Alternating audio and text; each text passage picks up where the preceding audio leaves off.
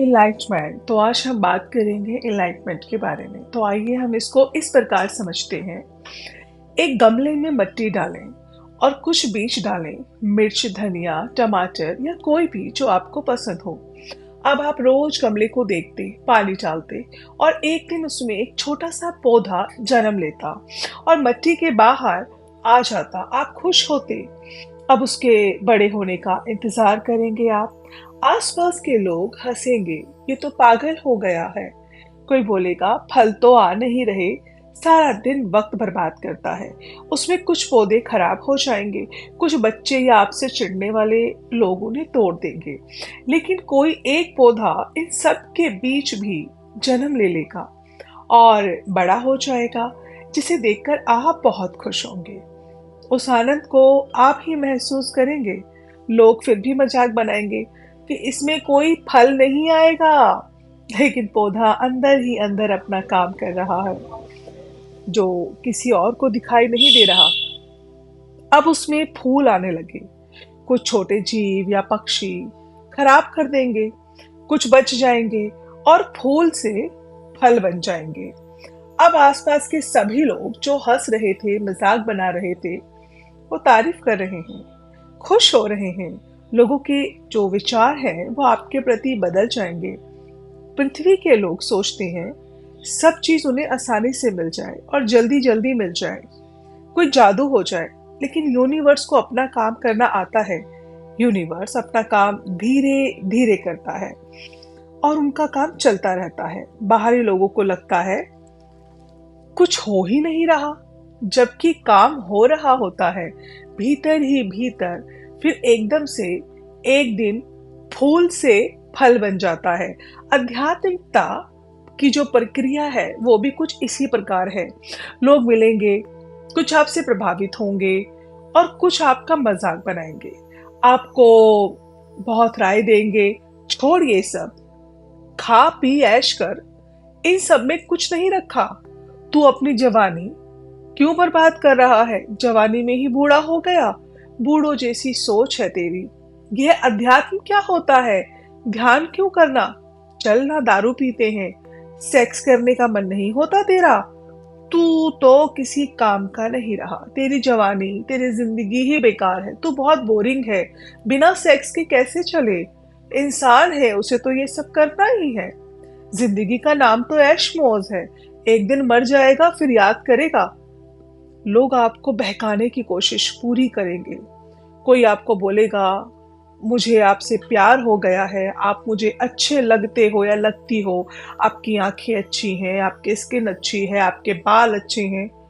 पर इन जैसे मूर्ख लोगों को ये नहीं पता कि इनकी अच्छी या बुरी मंशा को आप जल्द पहचान लेते हो और इन जैसे लोगों की बातों में नहीं आते हो, क्योंकि आपको पता है कि आपके भीतर काम चल रहा है जो इन्हें नहीं दिखाई दे रहा।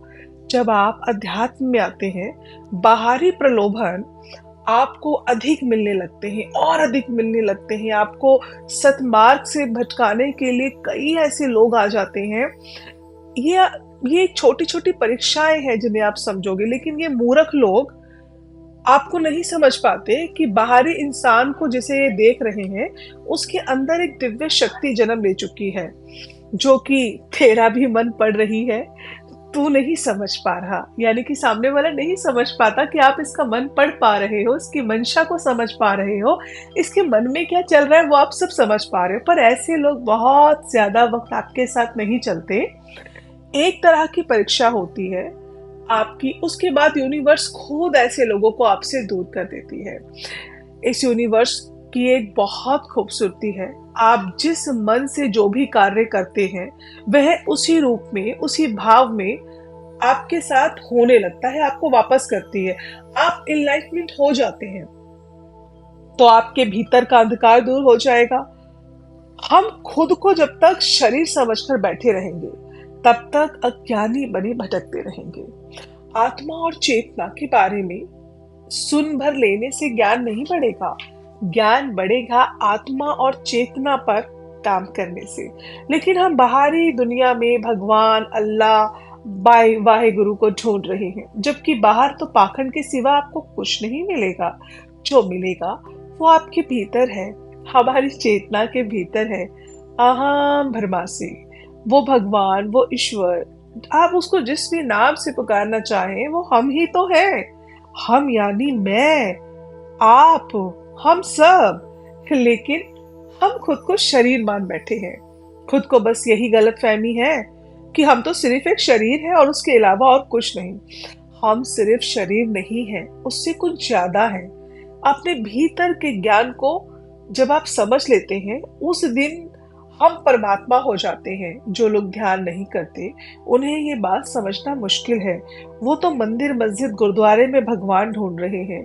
उनके लिए यह मान पाना कि भगवान हमारे भीतर है नामुमकिन सी बात है। उन लोगों के लिए तो यह बात एक लड़ाई का मुद्दा है। अगर आप ऐसे लोगों से बात करेंगे तो वो आपसे लड़ने लगेंगे, झगड़ने लगेंगे। अच्छा, खुद को भगवान बोले हम भगवान हो गए हैं, हम भगवान से बड़े थोड़ी हैं।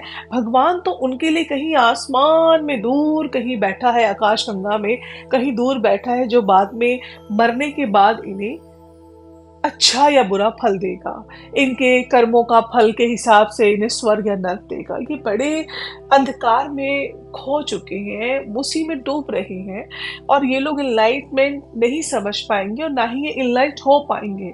इनके और जन्म होंगे, फिर और जन्म होंगे, ये यहीं भटकते रहेंगे और इन्हें मोक्ष की प्राप्ति इतनी जल्दी नहीं हो पाएगी। लेकिन एक ध्यानी अपनी आत्मा से जुड़ता है और वह इन सब गलत फहमियों से दूर हो जाता है। उसे पता है बाहर कुछ नहीं है। एक ध्यानी जब भीतर से खाली हो जाता है, शांत हो जाता है, ध्यान का आनंद लेता है, उस रस में डूब जाता है, तो वह इनलाइटमेंट समझ पाता है, वो इनलाइट हो जाता है। उस दौरान आपके शरीर में, आपके भीतर कोई विचार नहीं चलता। उस समय गुरु नानक देव, कृष्ण, बुद्ध, महावीर में जो सब कुछ है, और उनमें और आप में फिर कोई फर्क नहीं रह जाता। आप ही श्री कृष्ण, आप ही बुद्ध, आप ही नानक, आप ही सब कुछ आप ही हो जाते हैं। क्यों? क्योंकि हकीकत है, श्री कृष्ण जी ने भी ध्यान ही किया, गुरु नानक देव ने भी ध्यान ही किया, महावीर जी ने भी ध्यान ही किया, बुद्ध ने भी ध्यान ही किया। कृष्ण जी जो इतनी देर तक बांसुरी बजाते थे, गैया चराते थे, वो क्या था? वो ध्यान ही तो था। तो आंखें बंद करके बैठना, मधुर बांसुरी बजाना, वो एक ध्यान था जिसकी खुशी दूर दूर तक आप देखते कि गोपियां भी आ जाती थी, गैया भी आ जाती थी। बट वो चीज आप नहीं समझ पाओगे जो उन्होंने समझा, लेकिन एक ध्यानी समझ सकता है। तो आप में और इन सब में, किसी में भी, जो हमारे बड़े बड़े गुरु रहे, इनलाइटमेंट जिन्होंने जो इनलाइट्स हो गए हैं, कोई फर्क नहीं है फिर आप में और इनमें। लेकिन जो नए ध्यानी हैं, जिन्हें अपने अंदर का बुद्ध जगाना है, अपने अंदर के कृष्ण को जगाना है, बुद्ध को जगाना है, महावीर को जगाना है, तो ये ध्यानी पता नहीं ध्यान करने के बाद जब संसारिक काम करते हैं तो पता नहीं इन्हें क्या होता है कि कुछ देर बाद ही ये बुद्ध से बुद्धू हो जाते हैं। और जितना ध्यान इन्होंने किया होता है, जितना आनंद लिया होता है, वह सब ये मट्टी कर देते हैं। यदि आपको सच में इनलाइट होना है तो अंदर के बुद्ध के साथ बने रहना होगा। बाहरी माया में मत खुद को खो। जिस दिन आपका दृढ़ निश्चय हो जाएगा, इस अंधकार को मिटा देगा, उस दिन आप इनलाइट हो जाओगे। तो ये है इनलाइटमेंट। तो हो सकता है कि आपको धीरे धीरे बहुत सारी चीजें समझ में आए, लेकिन यह समझना बहुत जरूरी है कि इनलाइटमेंट क्या है। तो मैंने आपको बहुत ही आसान शब्दों में ये चीज को समझाया, और उम्मीद करती हूँ आप सभी ध्यानियों से कि आप लोग ध्यान के बाद, देखिए, एक है संत जिसने अपना पूरा परिवार छोड़ दिया, संन्यास ले लिया और भगवा चोला डाल दिया, और ये उसने एक निश्चय, दृढ़ निश्चय कर लिया कि अब मुझे परिवार से कोई मतलब नहीं है और मैं अब एक संत हूँ। तो हम उन्हें बोलते हैं संत, साधु, संत, हम उनको इस तरह की उपाधि देते हैं।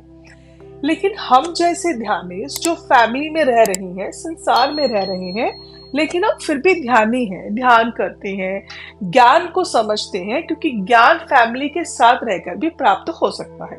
तो हम लोगों को कहा जाता है संसारिक संत। तो हम कौन है? संसारिक संत। लेकिन संसारिक संत होने का यह मतलब नहीं है मेरे प्यारे मित्रों, यह मतलब नहीं है मास्टर्स कि आप लोग ध्यान के कुछ देर बाद दोबारा से आप संसार की भौतिक सुख सुविधाओं में खो जाओ, किसी ने आपकी थोड़ी सी प्रशंसा की तो आप फिसल जाओ, खुश हो जाओ। यह शरीर के प्रति आपको खुश नहीं होना। आपको अपनी आत्मिक उन्नति करनी है, बाहर के प्रलोभनों पे आपको ज्यादा ध्यान नहीं देना। आशा करती हूँ आपको यह वीडियो पसंद आया होगा। धन्यवाद जी।